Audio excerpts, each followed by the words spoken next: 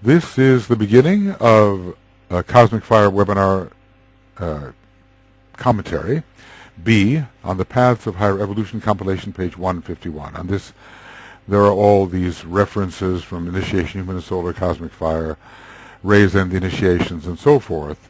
In this compilation, it seemed like the most efficient way to deal with it. So we end up with some very mystical statements: profound the darkness, lost in the heart of being, as if the true being, which we consider to be infinite light, is really seen as darkness because it's too bright to assimilate. Dense are the forms which hide the inner light. These are customary thoughts in poetic language. Gross is the sheath that acteth as a barrier to the realization of inner light, inner presence, inner being, and crude the material, veiling the latent life. So, where did that start? Well, hid is the mystery, and veiled by that which is. Remember that that which is the code word for the second solar system. Here it is, that which is. The eternal now carrieth with it the vibration. The major fifth carries that which is. That which is how far consciousness and knowledge have come, have achieved up to this point. So, let's see. That which is. This is the phrase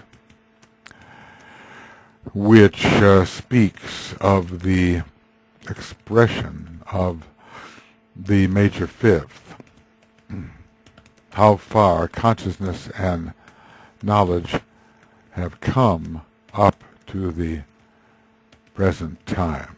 Okay.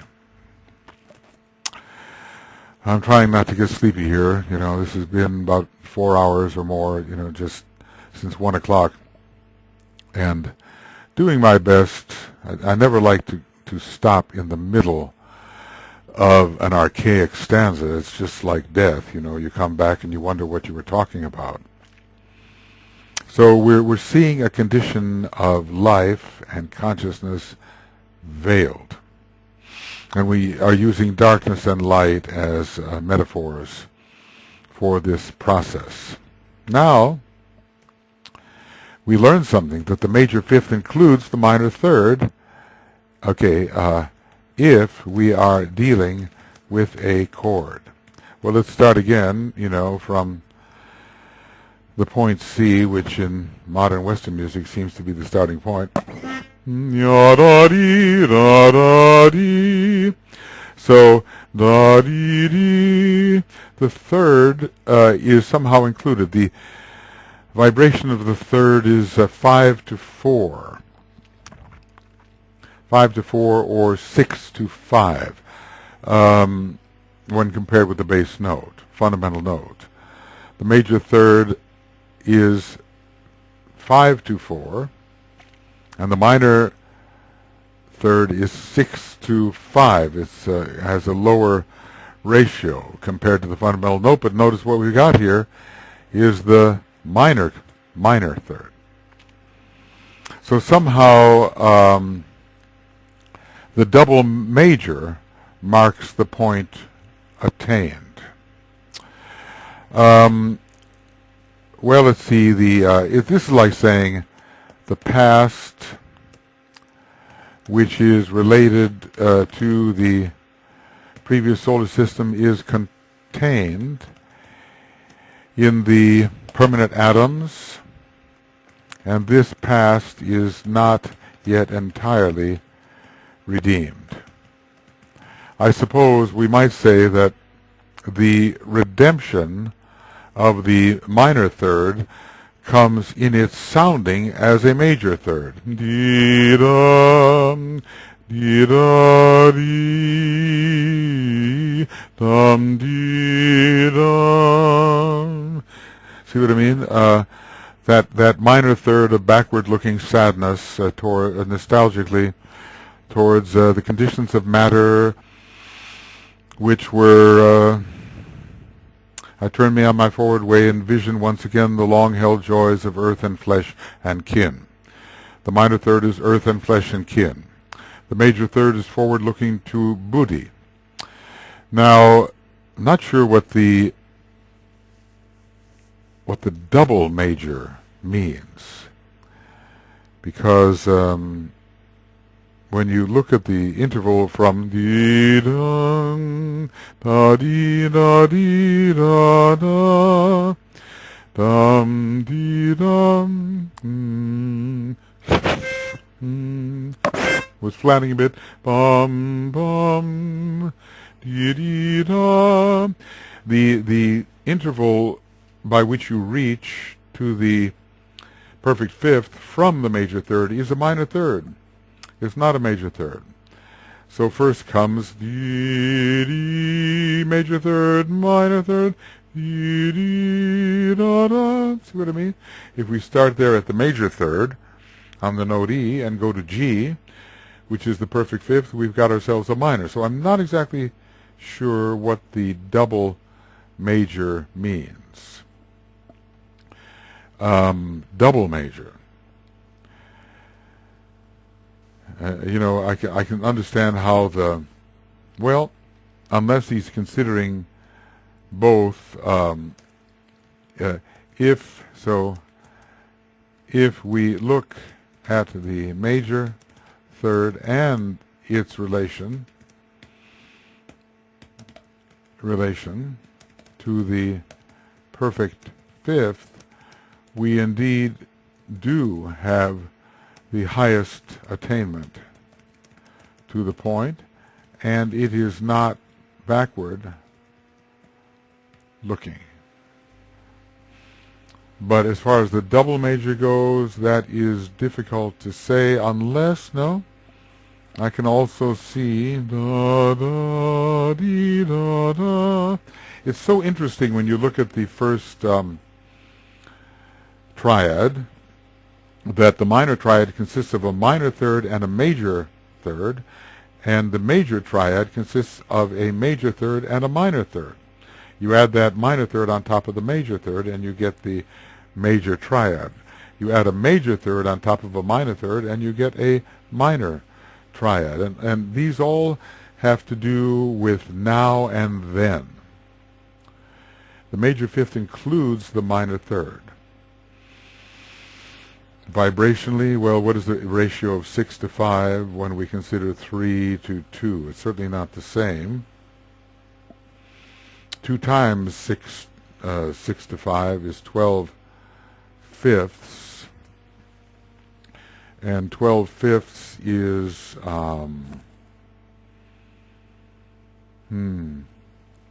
12 fifths is still, I suppose, less than 3 halves.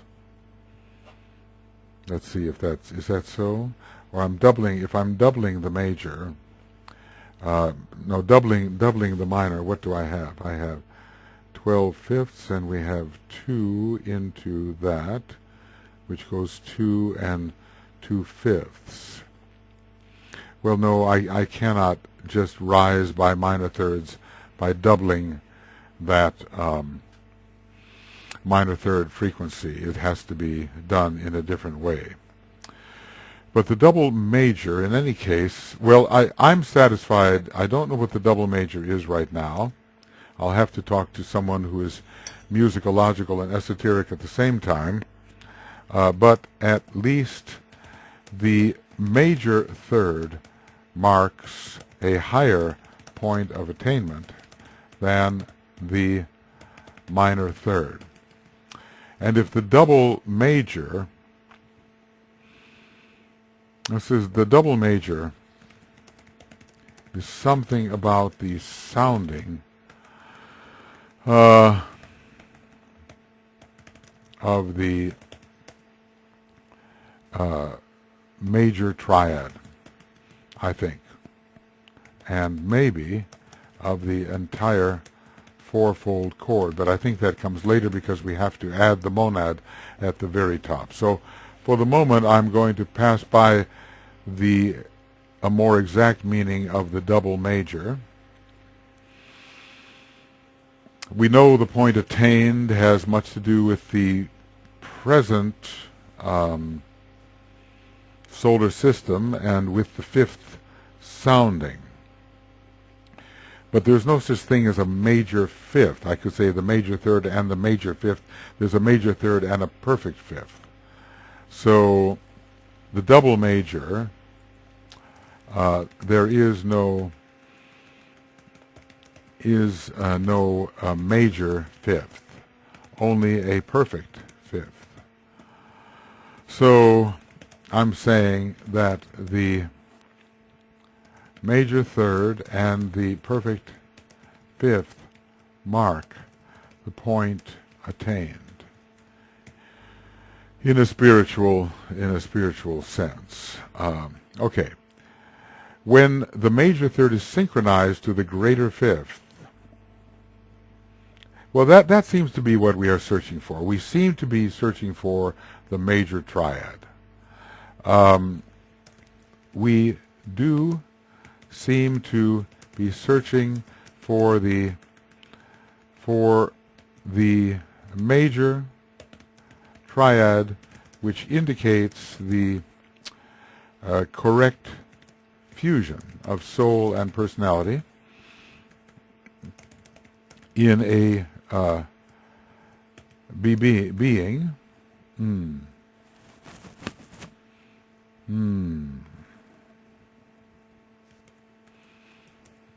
A being. Let me try this. BBS. I'll do it this way.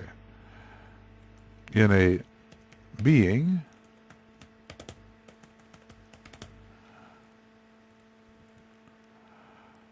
of no matter what status.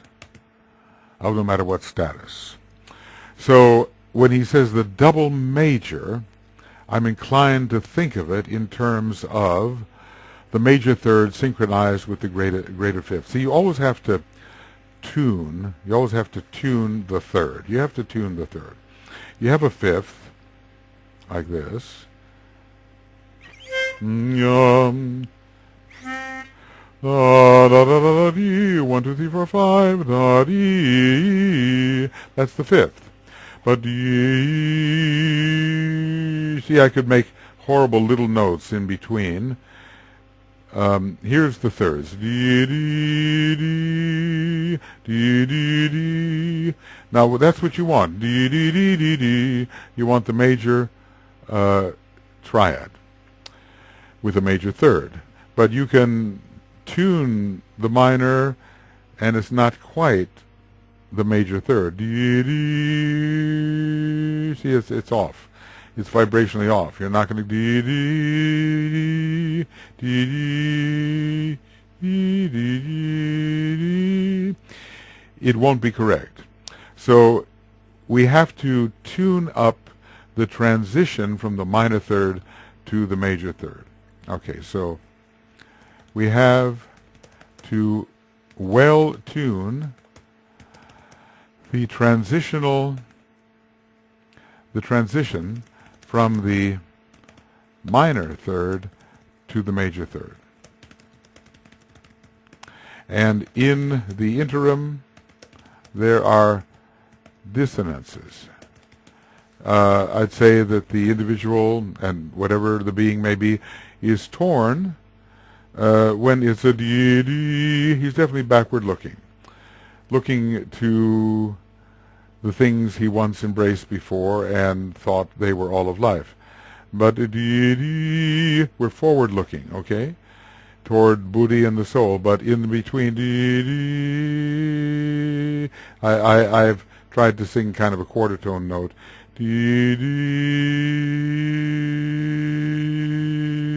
It's not quite the third. Now it's the major third. But in between the minor third and the major third are dissonant notes. You could never sound those three notes together and have a satisfying chord. You would have what's called a transitional dissonance. Okay. There is a transitional dissonance. So when the major third is synchronized to the greater fifth, and the cosmic note apportioned to the Lord of cosmic love, whose essence is the fire. Let's see, when the major third is synchronized to the greater fifth and the cosmic note apportioned to the Lord of cosmic love, whose essence is the fire, the sacred name is heard. Now, we may well be within the solar system now. We were looking for the cosmic logos to be able to express himself in some type of centrality through his heart center. And our solar system is the heart center of our local and cosmic logos. Whoop. Make it bigger. Maybe that's it. Well, oh, it's simple as that. I must be sleepy. Sorry.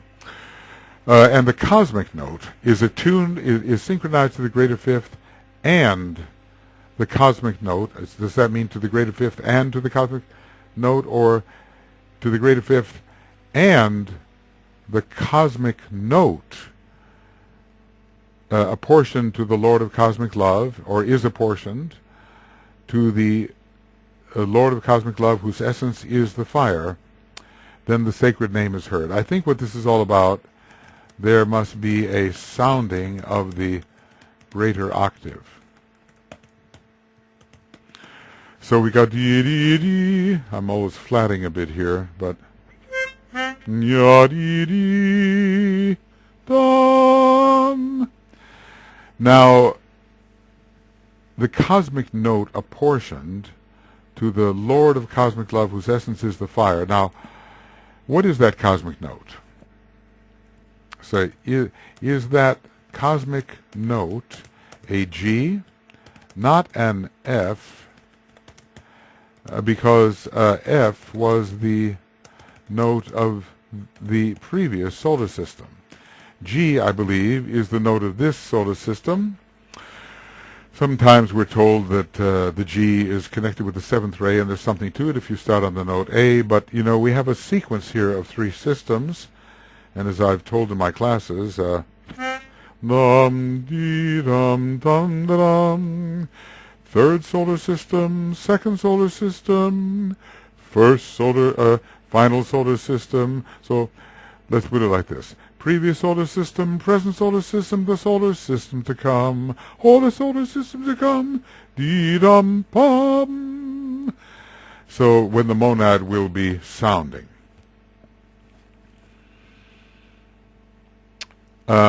The trouble is the poetic language here. When the major third is synchronized to the greater fifth, no problem there, and the cosmic note apportioned to the cosmic Lord of love, whose essence is fire. In other words, and it comes about that additionally the cosmic note, which is apportioned to the cosmic Lord of love, whose essence is the fire. It almost seems like the major third has to be synchronized to the greater fifth and also to the cosmic note, which is apportioned to the cosmic Lord of cosmic love, whose essence is the fire. The sacred name is heard. Now, maybe, this is just a maybe, the greater fifth is the same as the cosmic note, which is apportioned to the Lord of cosmic love, whose essence is the fire. Will this Lord of cosmic love be the solar logos? Should we still go further into the cosmic logos? Well, he seems to be more a lord of cosmic desire, but of course cosmic desire on the level of the cosmic logos would be great love, even as what we call love on the cosmic physical plane is dwarfed by the love which we find on the cosmic astral plane, even though it's a sixth plane connected with cosmic desire. So it seems like it's almost as if we have to get another sounding of the G. So is another sounding of the G, though cosmically required. So we either complete the chord, ya-da-da-dee, or we go da-da-dee, and we go up to a higher note, which is a cosmic G. In any case, the sounding within our solar system may have to correlate with a higher cosmic sounding. This is experiment. The sounding within our solar system may have to correlate with a greater cosmic sounding. And that sounding of the G, if we start on the note C as the fundamental. Well, that was a bit of a that was a demanding kind of entry into thought. This is all about attunement. And, you begin to wonder, on this path, on this path 6, is attunement a great part of the progress? Manipulating, or sounding, let's say, sounding the systemic,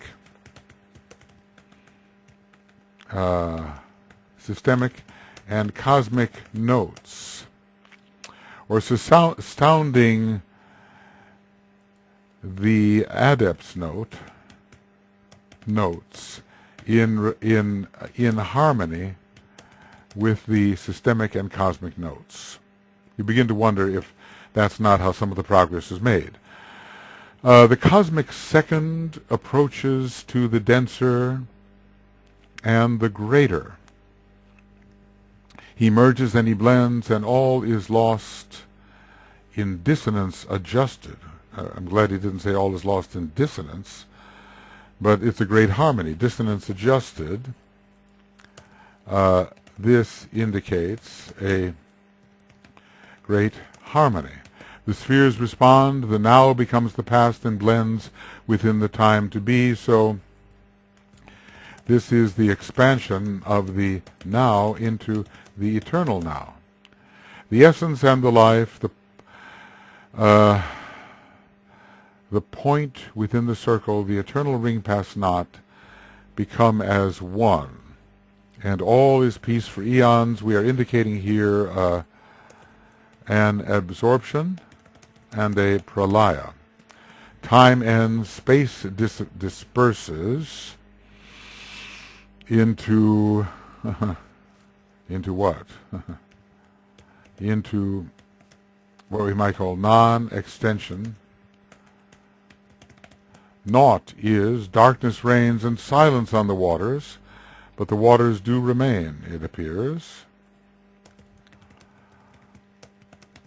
And the central calm persists, related to the very center of life of the being who was manifesting.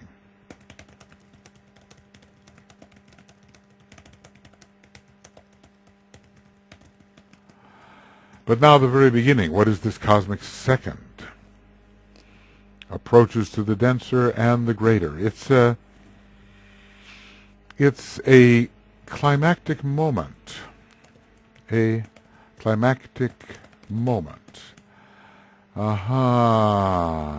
So, the cosmic second is the second aspect of divinity, whether of the solar logos or the cosmic logos. It is the consciousness aspect. So it approaches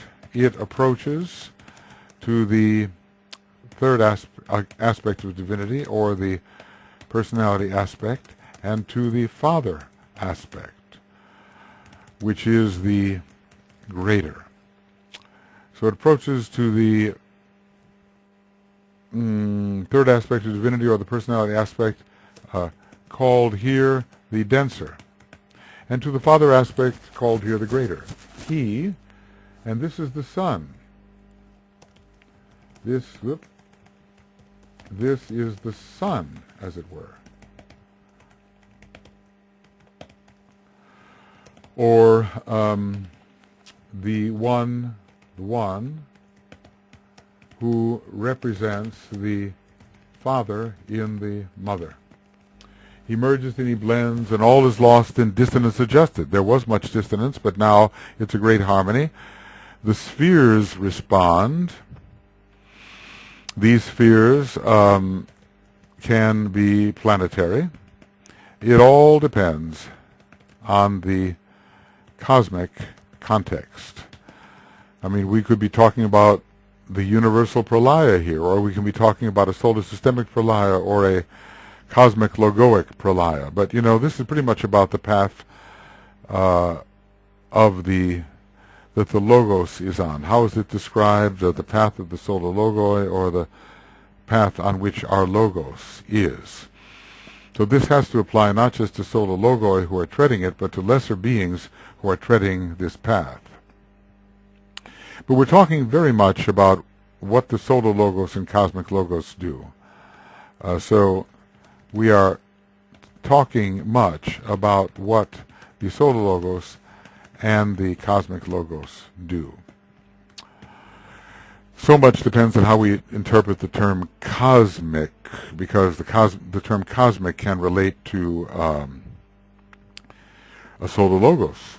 He is a cosmic being, or specifically to a cosmic logos. Even planetary logoi are cosmic beings. So what is our context? This is some of the most difficult tasks we have. One of the most difficult tasks is determining what is the context here. It seems that we definitely did in the beginning of this stanza deal with the cosmic logos who had a dim solar reflection in the solar logos.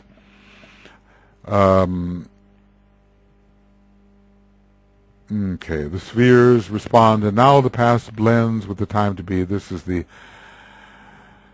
actual at the end of the third major solar system. There will be a merging into the eternal now, which completed merging will be known as the seventh solar system. It's not just seventh in a sequence. There's something more going on here, some blending factor after 6. The essence and the life, are they different? Unless life means the vital expression of the essence. The point and the circle, they are different. The eternal ring pass not, unless the circle is the eternal ring pass not. The point within the circle and the eternal ring pass not, yes, it is that. That's not the point and the circle, it's the point within the circle and the eternal ring pass not, which is the circumference. Circle itself, become as one, and all is peace for eons. 7 eternities. I think we're talking about absorption pralaya, either of a solar logos or a cosmic logos. So pralaya has come on, time ends. Well, if it really ends, we have to be speaking of the entire universe and its universal pralaya. Space disappears, or are we talking relatively? And naught is. So are we speaking relatively or in terms of the universal logos? The final pralaya. Darkness reigns and silence on the waters. Well, what waters do we mean? There were waters which were the material foundation of our solar system. And they, though not fully, I'm going to use a word here, mula prakritic, are still at peace and dark. The central calm persists. Now, this may be a local thing, a local pralaya of a solar system, a solar logos, of a cosmic logos, or we can even hint at how the whole universal pralaya works, but we can't really deal with the before and after of universal pralayas. If we're going to come back in and something else is going to happen, it can't be a universal pralaya because we cannot speak of such things. We can only speak of the incarnations of the solar logos, and more vaguely the incarnations of the cosmic logos. We can probably hint at incarnations of the one about whom naught may be said, but of what value would it be? Obviously, all those beings, incarnations of galaxies and so forth, I mean, they all come in and out of existence. And of those structures, there are said to be 6/7 more of them out of incarnation than in. So, it just starts to get so big. But you get a sense of the bigness of it all, the vastness of it all, and what it does is it starts to drill or break through as holes of light. It drills holes of light, breaks through as holes of light in the darkened chamber of consciousness in which we all live. You just begin to suspect how big the picture really is. And we have been in this darkened chamber, dealing with all kinds of things which seem of importance to our benighted consciousness, and outside, or inside it all, is this incredible revelation of one sphere after another. Now, the only problem with this, the completed chord, the third, the fifth, and the seventh, what are you going to do about that? I mean, I would rather call this the eighth. I would rather call this the eighth or the octave within the eternal now, because here's the analogy. You can sound a chord in sequence, and it is called a broken chord. Like, break the chord up for me, please, so I can hear it one after another. Like, suppose I was really going to do a strange chord,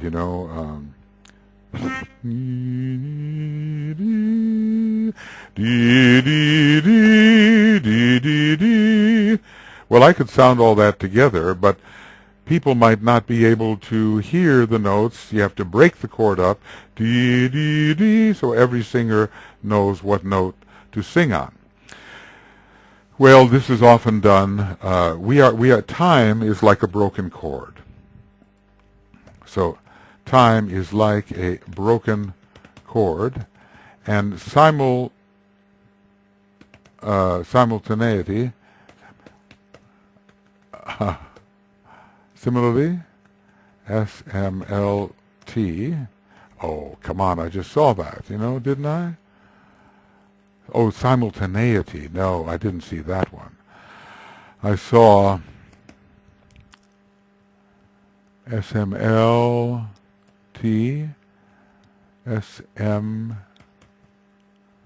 simultaneously, SIMLL,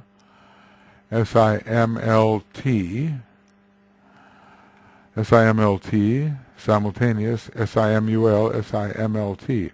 I'll do two of them. Simultaneous, okay. Now, time is like a broken chord, and simultaneity is like a chord whose notes are sounded all together. So we have a sequence of solar systems, but also a sounding of all the systems together. So in other words, I can't reproduce it right here, but if I was to take, if I had a piano here, dee dee dee, that's a broken chord, and yum, yeah, and I just imitated simultaneity. If I had a chord, I would take the C, the E, the G, bum bum bum bum bum. I'd play them all together, and then you'd hear it. So the synthetic system is like sounding the notes of the three solar systems together. Of course, there are 6. So how will we sound 6 notes unless it can be thought that the first note or the major third has absorbed all the previous notes? Well, that is possible, because the major third is the note of Brahma, and it does absorb the mind, emotions, and body. But you can sound 6 notes together. I don't know what they'd be, but suffice it to say, instead of breaking the chord, first this, then first, next, whatever, you'd sound it all together, and you have the simultaneity of the synthetic chord. You have the simultaneity of the synthetic chord of the solar logos in the eternal now. So maybe the music will help us get there. It's very rare when you reach the end of a great symphony or composition, the composer does not break the chord. The composer sounds everything all together. Everything sounds together on a final note. So often that is the case. Just listen to the ends of Beethoven's symphonies. They are vertical. They sound together. And if you broke the chord, you lose all the power. All right, now our problem with the 7th. The 7th is not the octave. The 7th is not the octave. And so I don't know why this is sounding unless the 7th is the completed phase. Because if we sound the 7th musically, we're going to get this. Just imagine it coming on simultaneously. Ya da dee da, da-dee-yum, and it has to resolve. Dee-yum. It has to resolve. The 7th is not a climactic chord, because it implies resolution. It is not the resolution in itself. Even more distant, it would be ya da dee dee, da da dee dee dee. It's got to go to the tonic, the higher tonic, which is the monad, which is the 8th, the octave. So all I can think of here is that the word 7th implies the end of the cycle.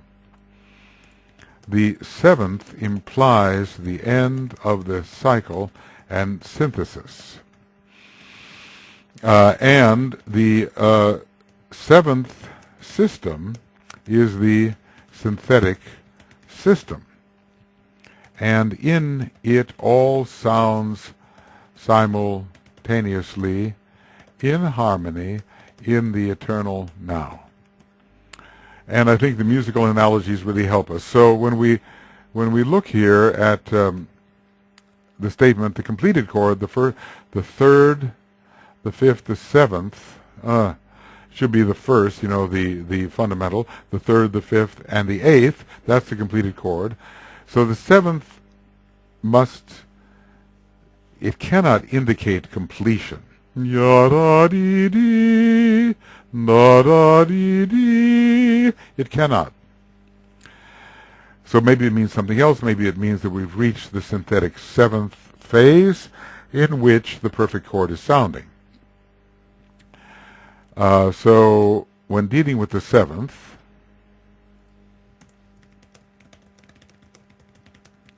does it mean that we have reached the perfected synthetic stage in which the perfected chord, including the octave, is sounding? Ya-da-dee-da, dee-da-da-dee-da-da. See, there's just different ways of doing it. The whole secret of the universe is held in music.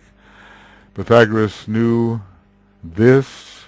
Who knows how far his thought went and how far it goes now, because he's still, and more so even now, a master musician, so he must know.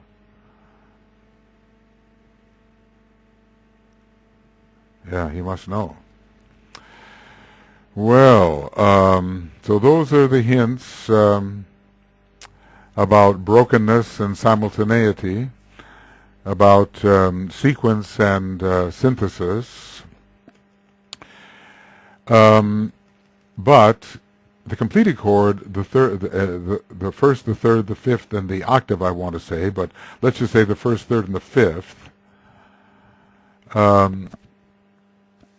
or whatever note emerges at the seventh cycle within the eternal now, carrieth with it the vibration of that which is to be. So when we bring the present solar system to the sounding of the first, the third, and fifth, in its seventh phase and final synthetic, we have the promise of the sounding of the next solar system based on the first ray, for the first ray personality, of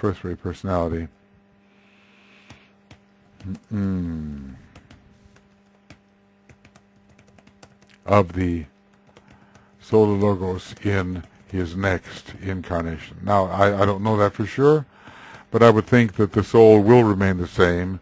The monad is not going to change. Something has to change within the solar logos to give it that first ray, and my impression is that the previous solar system was a third ray solar system. I guess they went like this: 7, 6, 5, 4. We have a problem. 7, 6, 5, 4. Well, was it a third ray or fourth ray personality, the previous solar system? Anyway, the personality here is a 2 in our solar system. I imagine the personality of the next solar system to be a 1, to make the expression of the divine will paramount in that system, even though it remains a second ray soul, and probably ultimately the major monadic ray is the second as well. But that which is to be is the next solar system, I believe. So that which is, that which was, that which is to be, that which is to be is the next solar system based on the number 1. Cometh the day be with us on the greater cosmic plane, then life and love and power shew forth as one. So I suspect this refers to the climactic incarnation of the solar logos. The day be with us, where we will have a day be with us in our present solar system, but there will be a greater day be with us in the next solar system, which will be the end of the 6, which sounds the seventh. So let's just call it the end of the sequential six will lead to the simultaneous sounding of the seventh. And that will be indeed, as far as our solar logos is concerned, the day be with us. As far as our solar logos is concerned, that will be the day be with us. Cometh the day, in other words, it will come, cometh the day be with us on the greater cosmic plane. I suspect what this means, the cosmic monadic plane. There may be some kind of climax in our solar system. In our solar system, there may be a climax on leading to the cosmic Buddhic plane, or maybe, if all goes very well, onto the cosmic atmic plane. But in the next solar system, the temple of Ezekiel will be, or well, maybe I should put that in, the cosmic temple of Ezekiel will be destroyed, and the solar logoic monad will ascend to its home on the cosmic monadic plane, and maybe in the simultaneous sounding of the seventh solar system, the system of simultaneity, there will be release onto the cosmic logoic plane.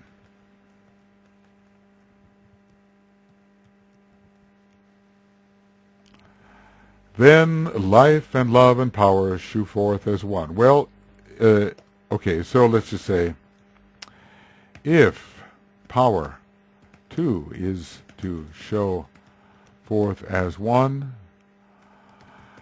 then we must be speaking of the day be with us in relation to the third and major solar system. Okay. Well, this is the end. The cosmic Lord, whose sacred name as yet is hid e'en from the highest Chohan, holdeth within himself the source of cosmic action and the gain of cosmic love.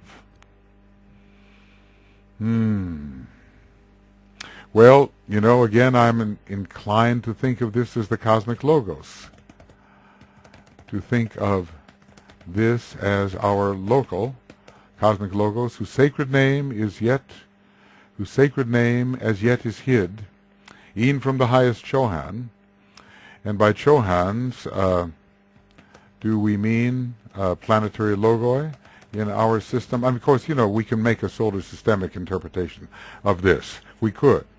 You know, we could say this cosmic Lord, the solar God, whose name is yet hid from Chohans such as our human Chohans, although there are higher ones, holdeth within himself the source of cosmic action and the gain of cosmic love. But,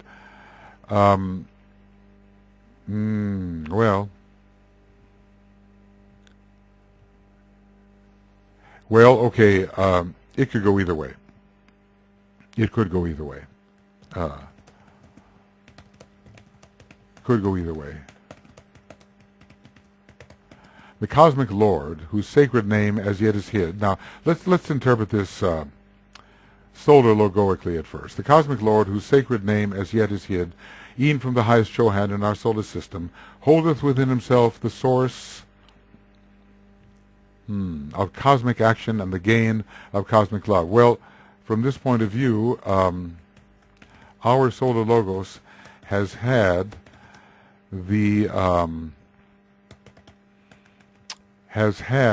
his period,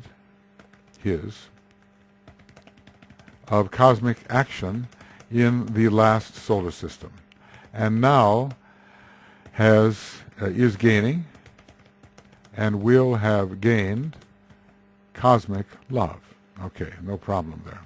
The triple all enters from out of time and space.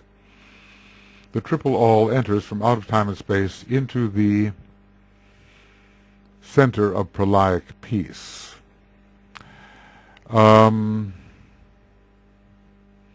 Okay, well, I think we are speaking of the dissolution. We are speaking of the dissolution of a solar logos, either in his second major solar system or looking forward in his third major solar system. Cometh the day be with us. Now, there are two days be with us. One will end our solar system and will make our solar logos either a fourth or a fifth degree cosmic initiate. The next will end the next solar system, making our solar logos a sixth degree cosmic initiate, basically a cosmically conscious logoic monad. And the entrance into the seventh degree may occur in this simultaneous sounding of the synthetic seventh solar system. So this is one way of interpreting it from the solar logoic point of view. From the solar logoic point of view, or from the cosmic logoic point of view. And when dealing with adjectives, maybe we don't make right. The cosmic Lord, whose sacred name as yet is hid e'en from the highest Johann, holdeth within himself the source of cosmic action and the gain of cosmic love. But now, if it really is a cosmic Lord, and we're talking about a local cosmic Lord, and his name is certainly hid from even the highest Chohan in our solar system, and one wonders whether it is hid. Well, you know, the seven spirits before the throne in our solar system, in our planet, know just a little bit of the name of Sanat Kumara. They don't know the whole name. Presumably the planetary logoi in our solar system know something of the name of our solar logos, but not all. And the solar logoi of the seven solar systems, of which ours is one, know something of the name of the cosmic logos. So is our solar logos a Chohan? Well, I mean, you know, Kumaras and Chohans, those are generic terms that just keep rising. Holdeth within himself the source of cosmic action and the gain of cosmic love. In other words, as this cosmic logos, this cosmic logos is receiving what the solar logoi within it are giving in terms of their pralaya. Now, our solar logos is going into pralaya at this point. Let us imagine. Already by this time, the cosmic logos has held, absorbed what he has given. The cosmic action of the previous solar system and the gain of cosmic love. And now, if we're talking about a final pralaya here for our solar logos, see, we can't be talking about a pralaya for the cosmic logos. We just don't know. Well, what do we know about the solar logos, except that he will go into a pralaya? The triple all of the three major solar systems enters from out of time and space into the center of pralaic peace. So maybe because it is triple, maybe because the entry, because we have a completed triple all, we are speaking of the day be with us of the sixth major solar system. So we have the great repository. I'm giving now the cosmic logoic interpretation. We have the great repository here in the cosmic logos. No life in our solar system knows his name. He holdeth in himself, he certainly has the gain of the cosmic action of our solar logos and the gain of cosmic love. If he is the source of cosmic action, he certainly did, in a way, stimulate his chakras, and our solar logos is one of them. So that stimulus inclines towards action.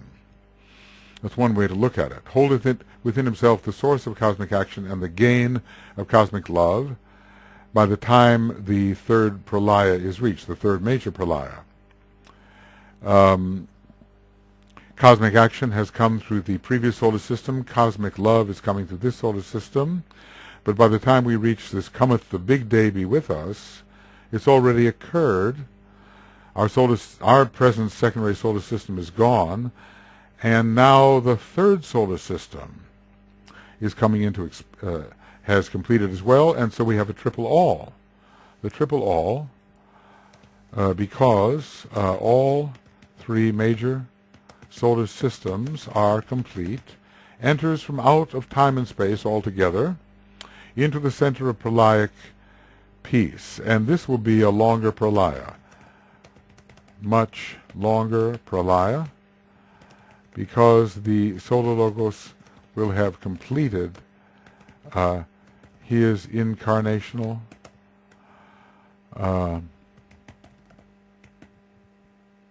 cycle as a solar logos.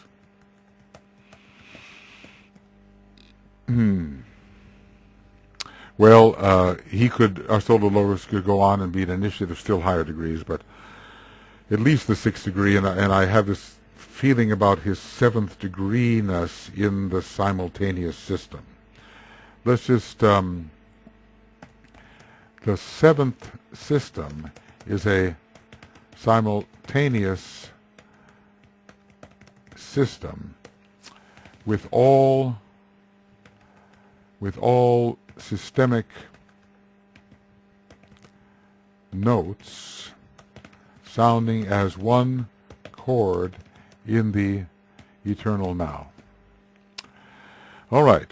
All is, yet all is not. This sounds a lot like the Blessed Ones. He is and yet is not. He flashes forth into being substantial and yet is not that substantial existence.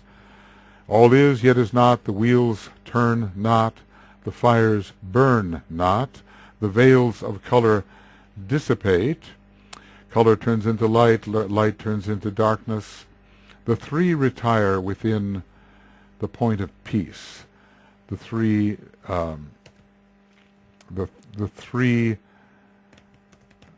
solar systems. Of course, there was always the same solar logos manifesting differently. The three retire within the point of peace. The triple ring pass not acteth no longer as a barrier. There was a ring pass not for each of the solar systems, and we are speaking now of the major solar systems. The third ray system, the second ray system, and the first ray system. And each one had a barrier.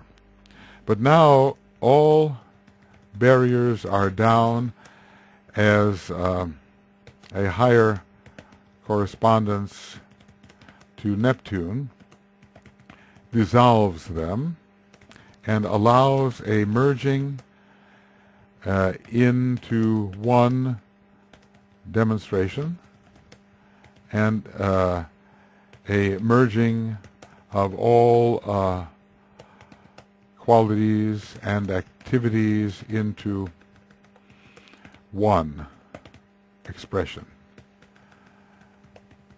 in the eternal now. When it's all completed in a way, as we've looked at before, there is this merging of the now into the past and the now into the future. So I think, that Master DK has taken us in a way beyond just the ending of our present solar system, but into the ending of the previous of the future solar system as well, and the merging of all three into a simultaneity in the eternal now. And but now, when we say the wheels turn not, we probably mean within the solar system. All is and yet is not from the solar systemic point of view. The wheels within the solar system turn not. The fires within the solar system burn not.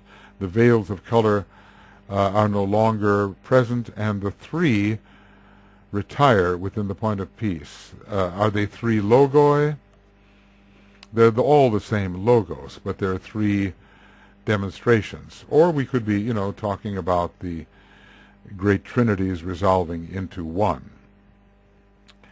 There's something about this that makes you want to say, okay, we're really dealing with the whole cosmos. All is, yet is not. When you use the word all, you think of the entirety of cosmos. But I think we're talking about, what are we talking about? Those who tread the path of the Soda Logoi have this kind of consummation ahead of them when they become Soda Logoi. It's as if we're dealing here not so much with the training of those who are treading this path as to what is the destiny of Soda Logoi themselves. So it is assumed that these adepts will become Soda Logoi, and here's what happens to Soda Logoi. That's what we're talking about, I think. See, I guess one of our big questions here is what kind of pralaya are we talking about? Who is this cosmic logos? I mean, are we taking it? Are we talking about the pralaya of a solar logos? Are we talking about somehow the pralaya of the 7 solar systems, of which ours is one? Well, basically, we don't know anything about those other suns, but we know something about our own solar logos, who is a cosmic being.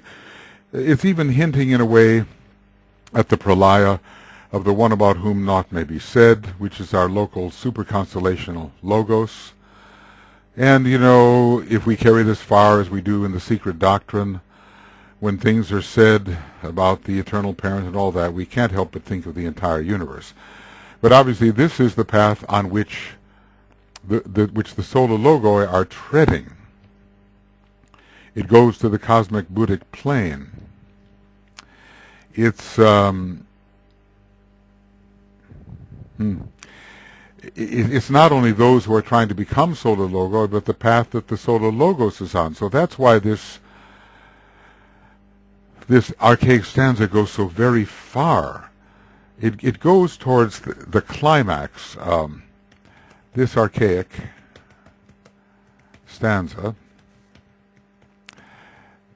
deals with the climax in the life of a solar logos, which is after 6 systems and a 7th simultaneous system, in which all notes are sounding in the grand chord in the eternal now. But of course you could say that this same kind of process will go on with the cosmic logos, and of course there are problems there if you really think about it, because the chakras, as the cosmic logos goes through his different incarnations, does he keep the same chakras, as it were? Or these chakras are our solar logos, but our solar logos and other solar logoi have dissipated in the 6th great system, or really in the 7th system. So does the cosmic logos end at the same time? Well, I'm not going to try to get into that, because if you take that too far, you'll have the whole universe ending at the same time, because each sphere, a group of spheres, is a part of a still greater sphere, a part of a still greater, still greater. As I think ahead here, if the if the chakras of the cosmic logos are these suns, and if these suns are going into their final system more or less at the same time, then the cosmic logos will have to end at that time. But of course, maybe different chakras reach their apotheosis, their maximum expression at different times within our own energy system. So maybe different ones of the solar logoi within a cosmic logos reach their apotheosis at different times as well, and then maybe it would be that the cosmic logos does not have to end at the same time as any one of its chakras. In other words, the chakra no longer, in a way, exists, but it would still have to be part of a withdrawal process of the cosmic logos himself. I can't let my mind go there. You know, as they say, that way madness lies. So I'm not going to go there. Although, you know, one is tempted, and one can maybe think in those terms, but, you know, it's like a house of cards. We know too little to build with accuracy thought forms about such things. Well, the three retire within the point of peace. The triple ring pass not acteth no longer as a barrier, and there is a great merging. We definitely are talking about a pralaya here, and let's just say, what is the end game? What is the this popular term? What is the end game in the development of a solar logos as a solar logos? Okay, merging. Merging and leaving behind the necessity to be that kind of solar logos. Now, is this the end of the... Is there a... See, our solar logos is developed in a certain way. Will he develop in his next solar system into the highest type of solar logos that can be? Well, not necessarily. Our solar logos can become a sacred solar logos of his own type. But what if there are strata of solar logoi, so that there's a whole nother stage of development possible as a solar logos of an entirely higher kind? That this might not be the end of solar logoichood for our solar logos, but he might start out an entirely different stratum of possibility, with a destiny still as a solar logos of even greater nature. Well, you know, and he'd have to fulfill eventually a higher chakric function in his own cosmic logos or in some cosmic logos. You know, this has to do with what I call the mobility of the emanations, or the degree of detachability of the emanations from their source. Since ultimately there's only one source, and that is the universal logos, at least as far as our universe is concerned, maybe we have very great detachability, as long as each one of these beings actually returns to the fountainhead, to the solar, to the universal logos by whatever path. That is such a thought of such incredible complexity that, again, I don't want to go there. I want to go there, but I can't go there right now. It may not be practical and useful to do that, but I will try to solve the problem of the degree to which monads are attached to their immediate sources of emanation, or sources of apparent emanation or distribution, and the degree to which they are detachable from those sources, with other monads filling in for them in the function that they upheld. Like, you know, I've said that I think Venus will become a heart center. Jupiter will become a heart and the head center. They are not that now, but later in time they may be. The function is the same, but the entity concerned, the monadic emanation, is different. Maybe the monadic emanation of Neptune is now informing the heart center of our solar logos, and maybe that's its function. Maybe that will not be its function. Maybe the monad of Neptune is completely detachable from our solar logos. But the chakric function is not detachable. The chakric functions must be upheld. It's just like a big corporation or a university. Someone's going to be president of the university in this century, in the next century, in the next century. Look at Harvard, let's say, a great university. Different presidents of the university. However, the function remained and the entity was different. So the function always has to be fulfilled, but the entities may have a certain detachable freedom from their source of emanation. Do they have to return rigidly along the line from which they descended? Or can they return more according to their free will? Obviously beyond any hope of answering at our present stage of development.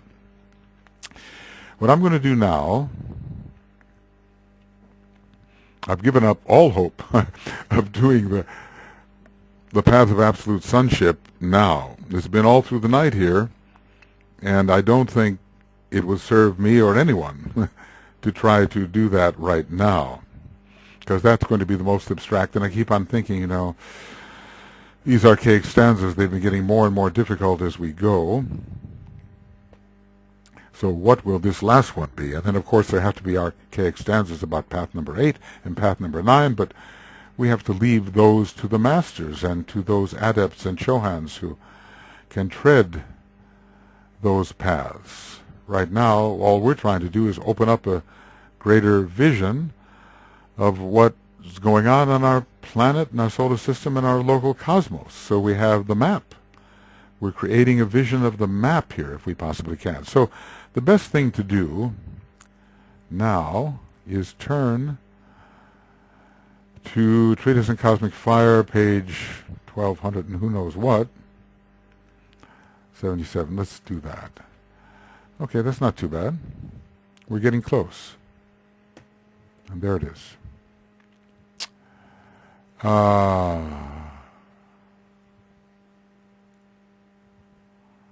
And I'll read it. I'll just read it. I know we're over, but I like to end this in a somewhat continuous manner, and then take up the path of absolute sonship in a new program and a new series of programs. Okay. So the path of the solar logos. As I say, not only the path on which those who try to become solar logoi are moving forward, but the path that the logos himself is on, leading to some sort of great climax. The major third carrieth within it the vibration of that which hath already been. The cosmic Lord from out the greater seven, whose sacred name is hid, seeketh the center of his life from out the sacred seven. This is the mystery hid, the inner secret found in the heart of cosmic space within the groups divine. The sacred seven with the greater seven approach their primary, the one who standeth above, and in their cyclic outer sweep will someday touch. The two become the one and are lost in their primary. Seek ye the same on lesser scale within the inner round, and on the plane of density see the lesser primary manifest. The law holds good, the mystery dissolves in time. And probably in that in the eternal now of the final system, at least for our solar logos. The major third in both the lesser and the greater, the cosmic Lord with his dim reflection solar, completes his cycle, meets his brother, becomes the son, contacts the mother, and is himself the father. All is one and naught divides, save in transition and through the agency of time. Now, apparently time passes.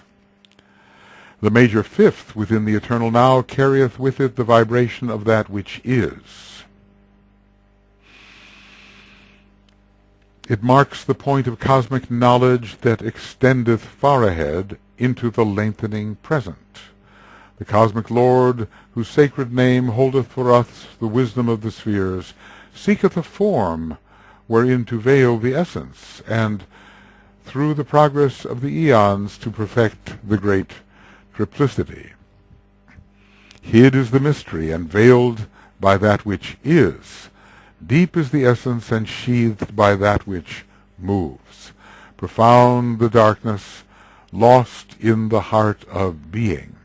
Dense are the forms which hide the inner light. Gross is the sheath that acteth as a barrier, and crude the material veiling the latent life. The major fifth includes the minor third. The double major marks the point attained.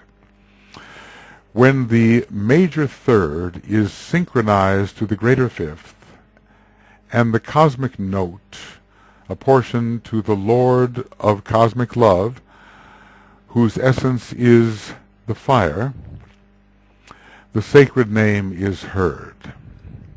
That needs more analysis. The cosmic second approaches to the denser and the greater. He merges and he blends, and all is lost in dissonance adjusted. The spheres respond, the now becomes the past and blends within the time to be. The essence and the life, the point within the circle, and the eternal ring past not become as one, and all is peace for aeons. Time ends, space disperses, naught is. Darkness reigns, and silence on the waters. The central calm persists. Perhaps more time passes.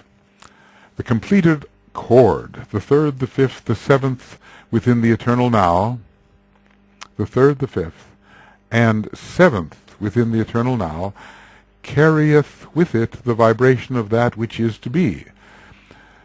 Cometh the day be with us on the greater cosmic plane, then life and love and power shew forth as one.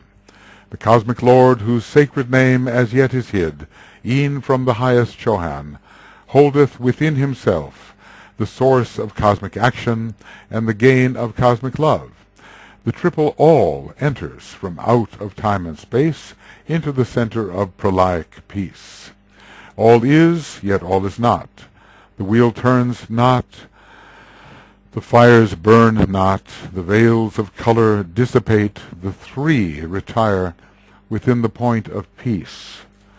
The triple ring pass not, acteth no longer as a barrier. Well, it's just, excuse me, just stupendous stanza. And think how little Master D.K. said, actually, when discussing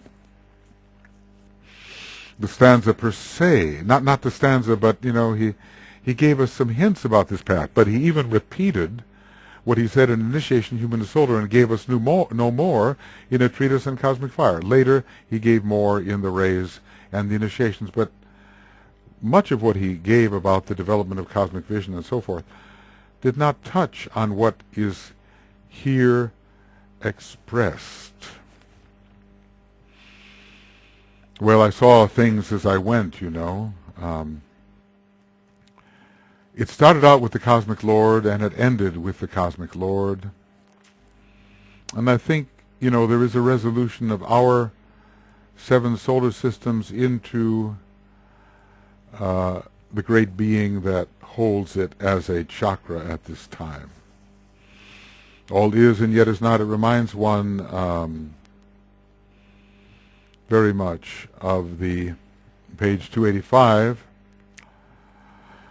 in Dyna 2, And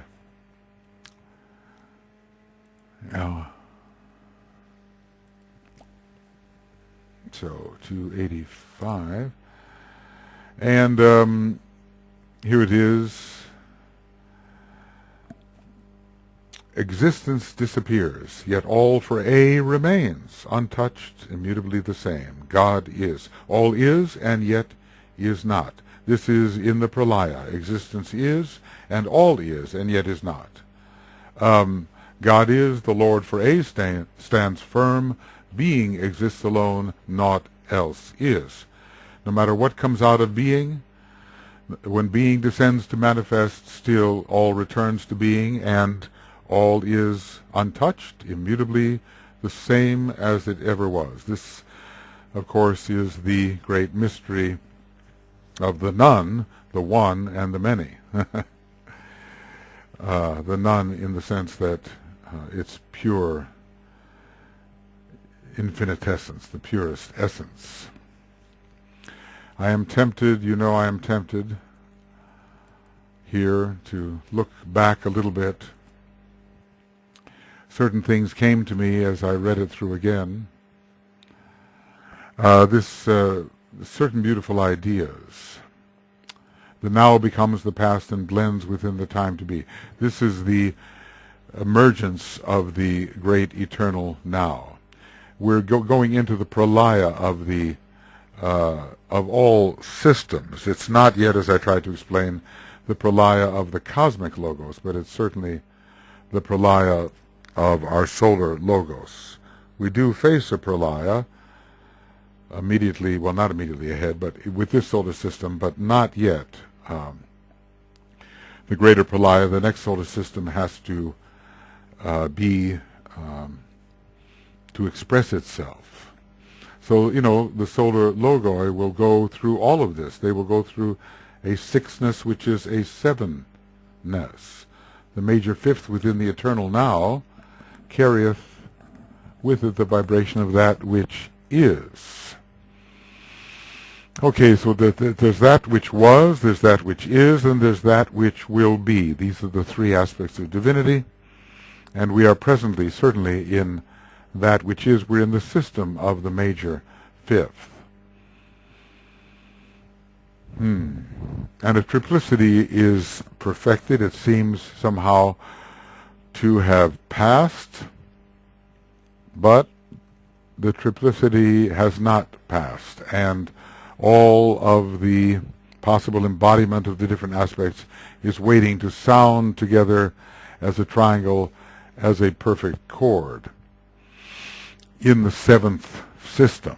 The others seem sequential, and they say to wrap it all up, we take that sequence, that brokenness, that broken chord, and we sound the simultaneous chord. All right, going backwards. Well, I'm just too thorough for my own good, and maybe the good of everybody else. But when I see something that escaped, and of course many more things escape than one sees, I want to deal with that. We certainly do begin with a cosmic Lord. And we begin with a greater seven and a sacred seven. Well, a sacred seven could be 7 sacred planets, of course. And the cosmic Lord could be the solar logos, of course. But there is a sense in which, the sacred seven and the greater seven, see, if in our solar system, if the sacred seven were the planets, what would the greater seven be?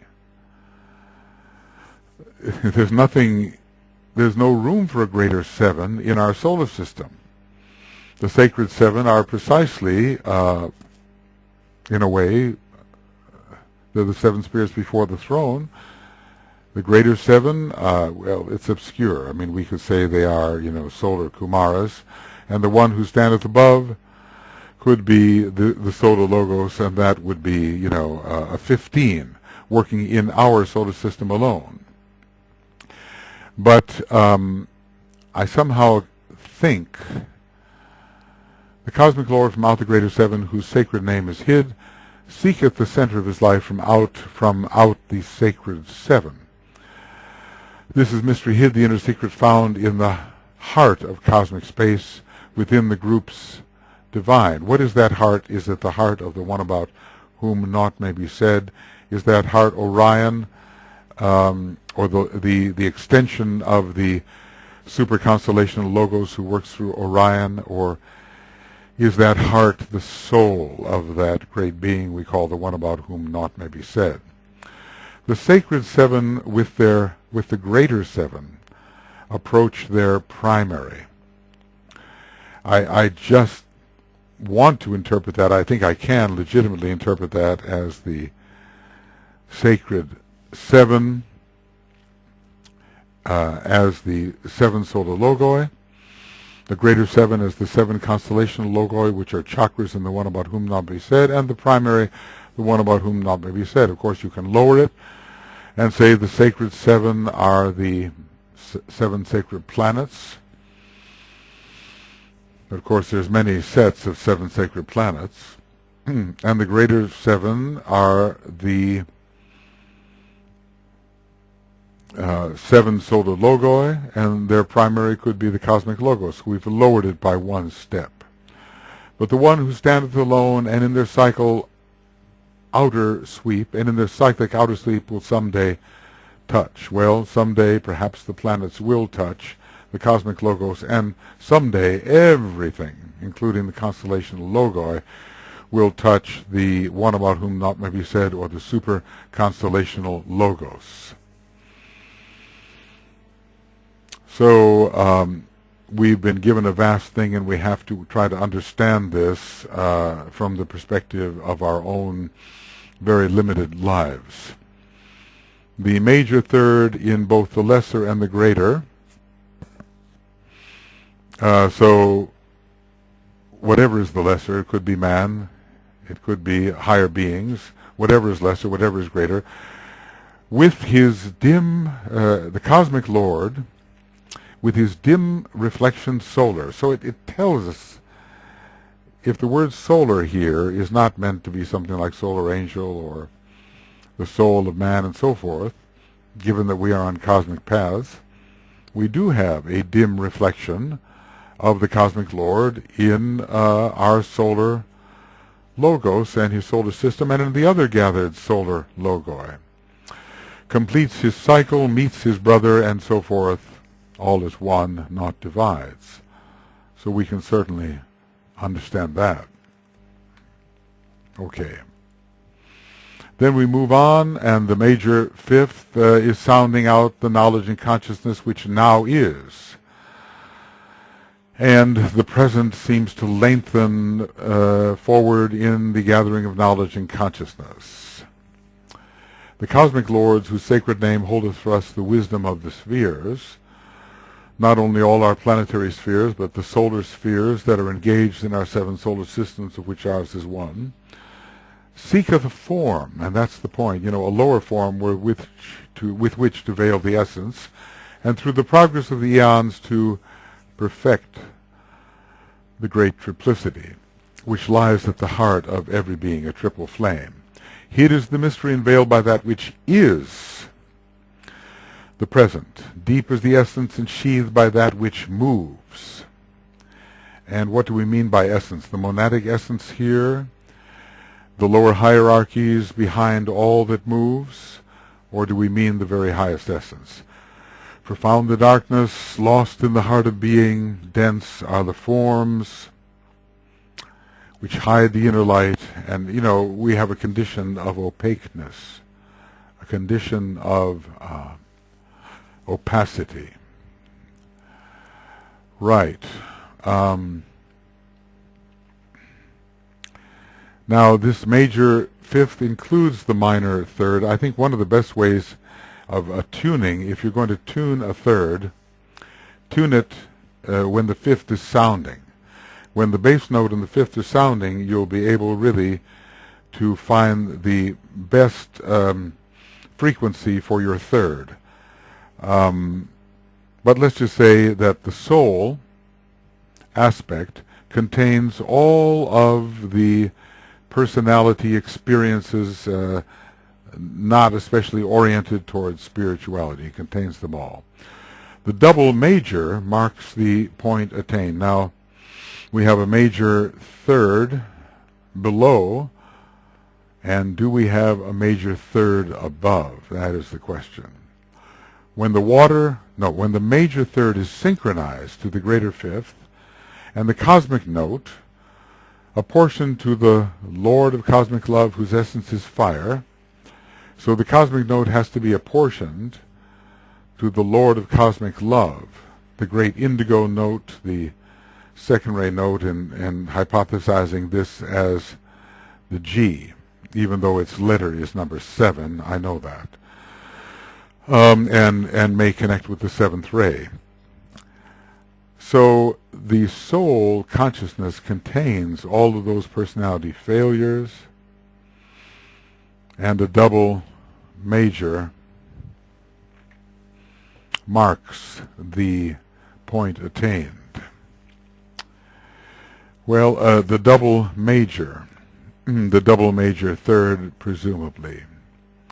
So when the major third is synchronized to the greater fifth, and the cosmic note will additionally be apportioned to the Lord of cosmic love, whose essence is the fire, then the sacred name is heard under this condition of very great alignment. The spirit can get through eventually, and certainly soul, personality, and brain are all in alignment. The cosmic second, which is the soul aspect, at some point approaches both the greater and the denser and the greater. Notice, in order to be a greater, density is foregone. He merges and he blends, and all is lost in dissonance adjusted. So we have the pralaya coming.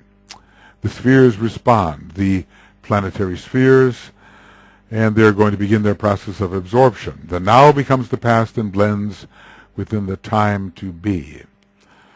So there is what I might call the now becomes. Let's see.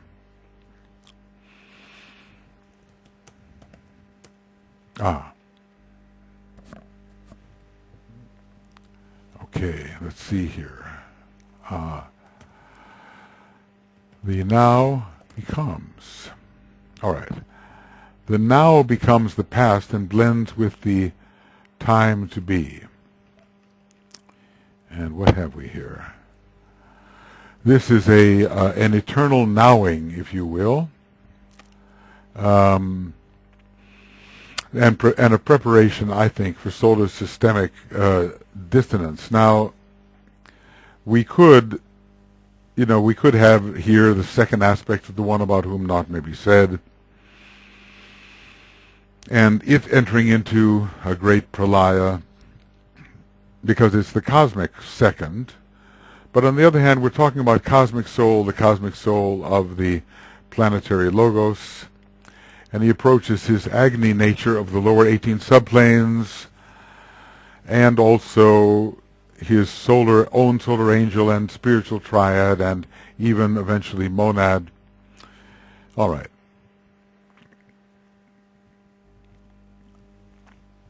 All right. So the result of this is that time ends, space disperses, naught is, which is so stanzas of Xian-like, naught else is. Darkness reigns and silence on the waters. The central calm persists. There are no impulsions, no movements, etc. The completed chord, the third, the fifth, the seventh, as I said, it should be the eighth, I think, but unless seventh is telling us something different, now carrieth with it the vibration of that which is to be. Yep. That's what I'm... Okay.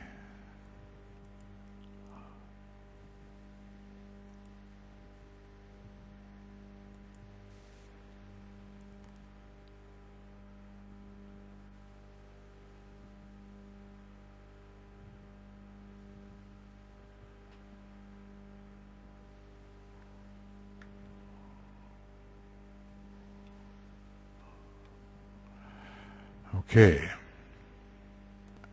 So let's say that in whatever system is going into pralaya here, the central calm persists. The being, its spirit is abstracted from the type of Mula Prakriti. I say type because I don't think it's the pure type, through which a solar system, solar logos, cosmic logos, one about whom not may be said, may be working. The completed chord, the third, the fifth, the seventh, within the eternal now, because this is in a way the seventh system, on whatever level, carrieth with it the vibration of that which is to be. What is to be? Well, the third solar system is to be, but in a way, the third major, but in a way it's the seventh solar system which is to be. Cometh the day be with us on the greater cosmic plane. Not just for our solar logos now, but the whole history and destiny of solar logoi will end not just in a kind of solar logoic demonstration that our solar logos is now having, but in a greater solar logoic demonstration, which will be a triple synthesis in a seventh simultaneous system. All notes will be sounding simultaneously and in perfect harmony. Cometh the day be with us on the greater cosmic plane, I've called it the cosmic monadic, then life and love and power shew forth as one, the seventh system, of character different from the sixth system and all the other major systems. The cosmic lord, whose sacred name as yet is hid e'en from the highest Chohan, holdeth within himself the source of cosmic action and the gain of cosmic love. As I said, this can be like the solar logos who has been responsible for cosmic action in the previous solar system and cosmic love, or it can be this great cosmic lord into whom our solar logos is dissolving in the pralaya, namely the cosmic logos. Excuse me. Lots of talking here this morning. The triple all enters from out of time and space into the center of pralaic peace. The triple all is in the eternal now the three systems as one into the pralaic peace, and I would say, within the body of the cosmic logos. It's as if this cosmic logos now has a heart center at rest, but it's pralaya. Now remember, in pralaya, the centers can be in a laya state, completely inactive, and yet their noumenon existing. So that's the question. Do they completely, if they fade out of existence, they're still on a very high plane. The only thing that fades out of existence and no longer is manifest is the universe itself. It fades out of existence and enters into absoluteness, where no form exists whatsoever, or the potential of all forms. So the triple all enters from out of time and space into the state of pralaic peace, preparing for some onward movement towards greater solar logoichhood, probably in the case of our solar logos, or maybe in terms of the greatest type of solar logos, maybe on into becoming a cosmic logos, or entering what's called the path of the cosmic logoi, which is not given to us as one of our paths. So within this system, maybe our solar system, which has gone into pralaya, all is, yet all is not. It all is essentially, of course. The wheel turns not. The wheels turn not.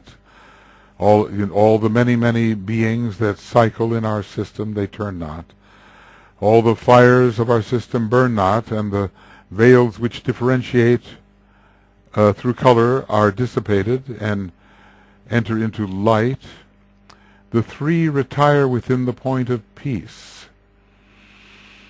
The three who are the same logoi manifesting in three major ways, and the triple ring paths not acteth, no longer as a barrier to the fusion, to the simultaneity, to the simultaneous sounding of all the qualities through which our solar logos is demonstrated, with his past, present, and future all summed to a point of purposeful achievement.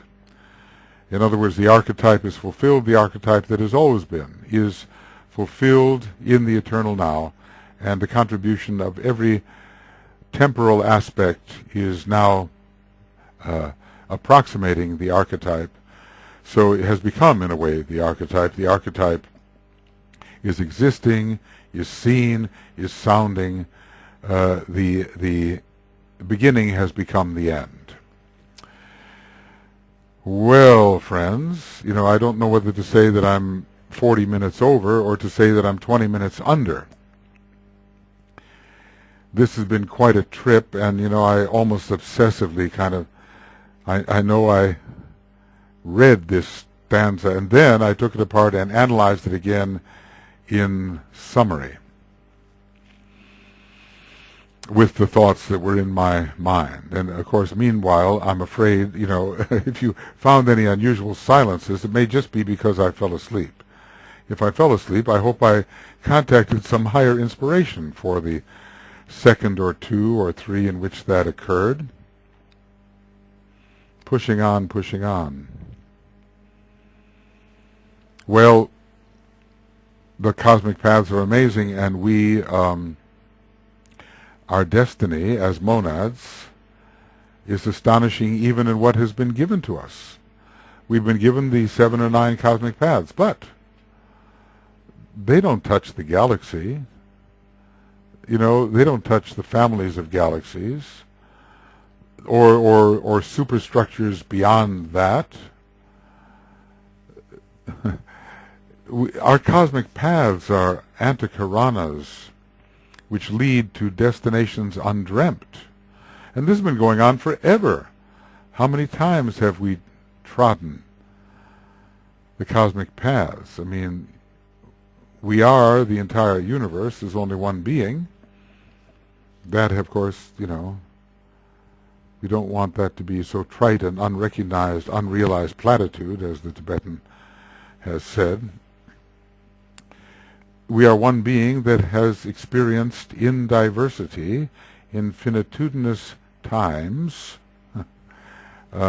cosmic paths, which have led from the outermost many back into the one. This has been going on infinitudinously.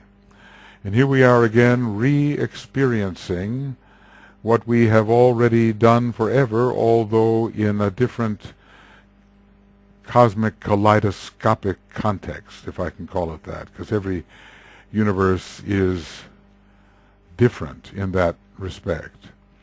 So, the principle of unrepeatability exists, and we absolutely are having a different experience all the time. And yet, in a very strange point of view, all that could ever be, all that it ever has been, every single possibility has been existed in a consummated state forever. Nothing can be added to that. Nothing can be taken from it. It's ultimately perfect, which means complete in every way, infinitudinously infinite.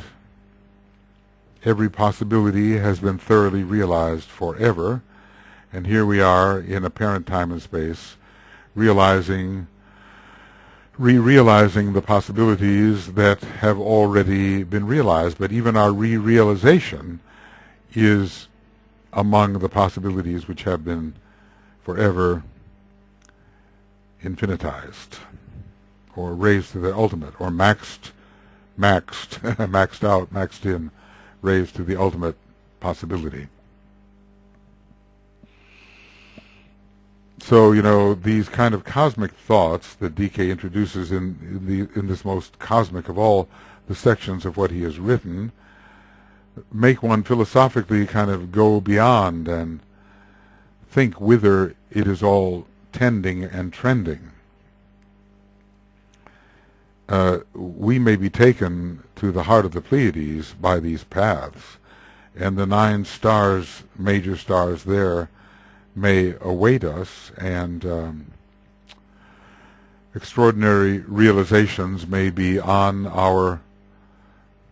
had upon the way, but it's always just the beginning. Just the beginning of greater cosmic adventures, all of which have already been thoroughly realized within what we are forever. So we're left with a lot of paradoxes as to why it's almost as if, being utterly perfect, we demand the experience of imperfection. Because without that experience, that which is perfect would not be perfect. If all possibilities are to be comprehended, as I have sometimes said, the possibility of not being what one is must also be comprehended. In other words, the contradiction to that which one is necessitated so that there will be no contradiction. Namely, if that which is contains all, it must contain even the contradiction, which has to be lived out, and it contains the living out of the contradiction. Well, we could go far. I think we simply must experience the divine aspects as if we were these divine aspects, and we are these divine aspects. We must experience them. In our own presently limited state, on a higher state, we are simultaneously, and all of us, all experiencing all the things we are. But in our divided, emanated, apparently granular, monadic state, we have to re-find the greatness that we know ourselves to be on the higher planes. The great problem is the identification with form and all that is limited. When the infinite identifies as the limited and the limited only, it's in trouble. When the infinite identifies with the limited as if the limited were the unlimited, then there is no problem. If I can see infinity in a grain of sand and eternity in an hour, if I can cosmify and universalize and absolutize whatever I encounter and not be caught up in its finitude, then then the realization becomes what it should be. So how do you live when all of these great things actually exist? Of course, you have to have the faith they do exist, but if after reading Master D.K. carefully one doesn't have the faith, I wonder when one ever will. It's so rational and beautiful and at the same time expansive and never-ending.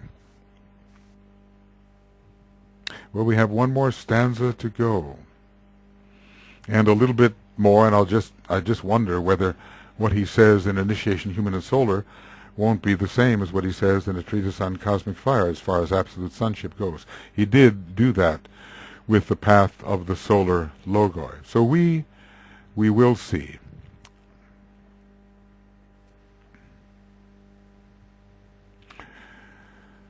Well, after pralaya, the rest is silence. I wonder if I'm going to take a little pralaya here before I go on. A little nap or something. And then try to finish this. After this, as I say, I have written out quite a bit of commentary on the earlier stanzas of Xian, which are found in the beginning of the book.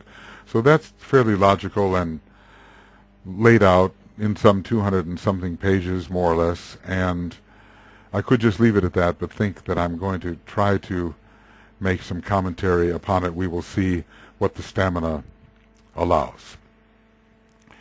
So why don't we go here, and it sounds like great invocation time.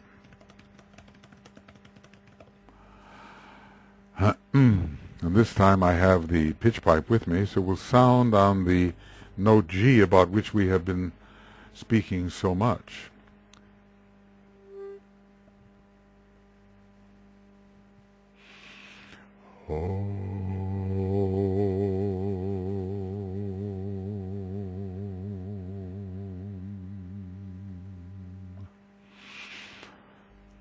From the point of light within the mind of God, let light stream forth into the minds of men, let light descend on earth.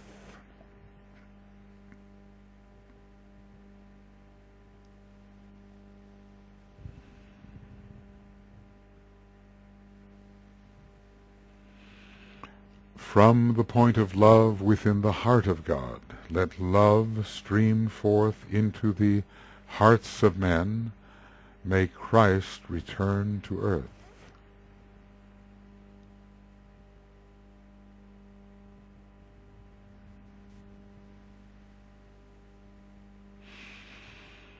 From the center where the will of God is known, let purpose guide the little wills of men, the purpose which the masters know and serve.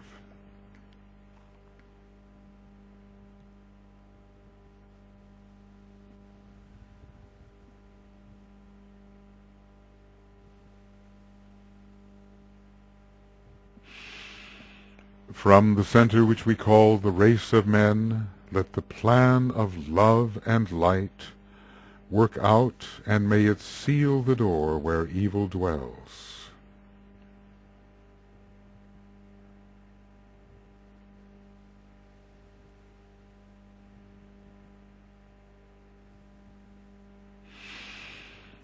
Let light and love and power restore the plan on earth.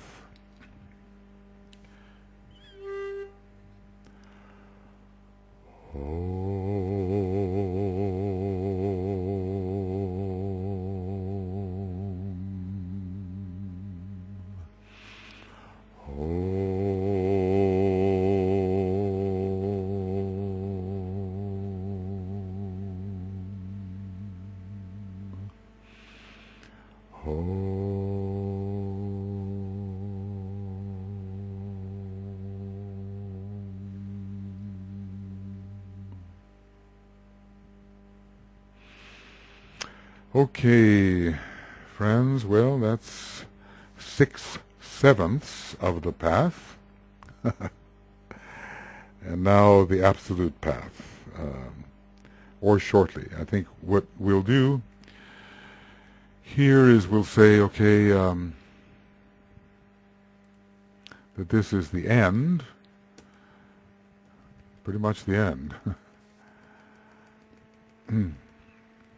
With so much commented on. Goodness, goodness. All right, so this is the end of Cosmic Fire Webinar Commentaries 31C. Well, it's 31BC is really what it is. Path of Higher Evolution Compilation, page 154, and beginning of Cosmic Fire Webinar Commentaries 32A, Path of Higher Evolution, compilation, page 154. And we will move on together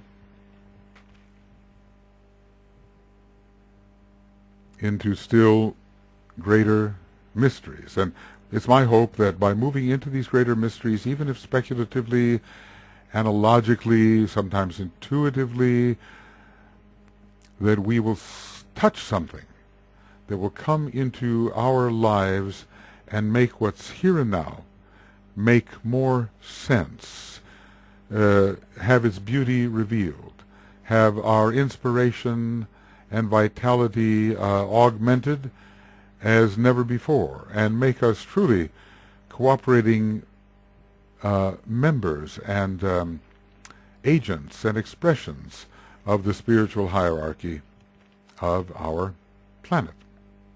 Okay? See you soon.